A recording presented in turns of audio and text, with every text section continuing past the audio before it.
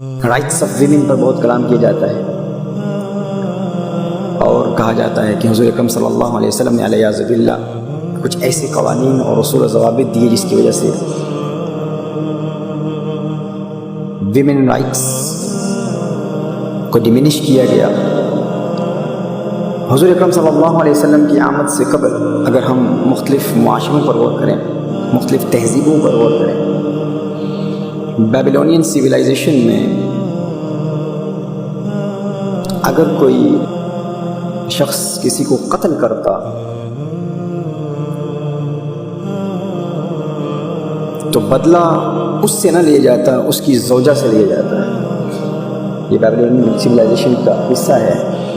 اور یہ ایک تاریخی حقیقت ہے کہ اگر کوئی شخص کسی کو قتل کرتا تو اسے یہ حق حاصل تھا، اگر وہ چاہتا وہ کہتا کہ میری زوجہ کو قتل کر دو، بدلہ میری زوجہ سے دو،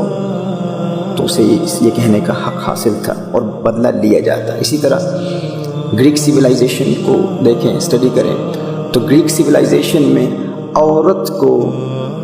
ہر برائی کی جڑ تصور کیا جاتا تھا، the root of every evil۔ حضور اکرم صلی اللہ علیہ وسلم کی آمد سے قبل رومن سویلائزیشن کو اسٹڈی کیا جائے تو رومن سویلائزیشن میں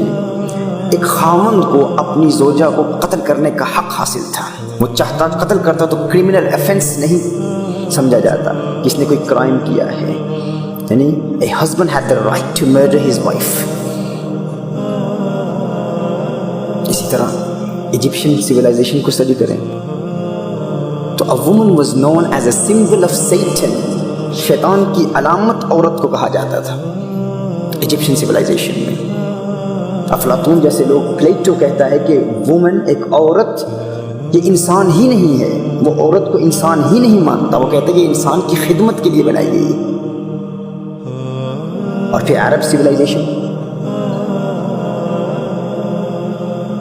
جس کو اللہ عز و جل بیٹی کی نعمت عطا فرماتا، وہ اپنی بیٹی کو زندہ درگور کر دیا کرتے تھے۔ لیکن ایسے معاشرے میں کونین کے والی، خسرو خوباں،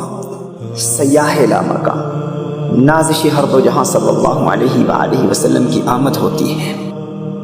میرے آقا صلی اللہ علیہ وآلہ وسلم کا میلاد ہوتا ہے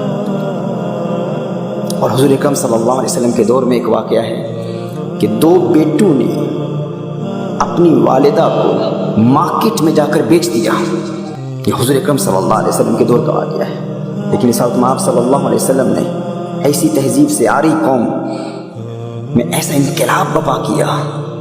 ایسی ریولوشن پیدا کر دی کہ وہی لوگ جو منڈیوں میں اپنی ماں کو بیچ دیا کرتے تھے، ان کے دلوں میں یہ یقین پیدا ہو گیا کہ میری ماں کے قدموں میں جنت ہے۔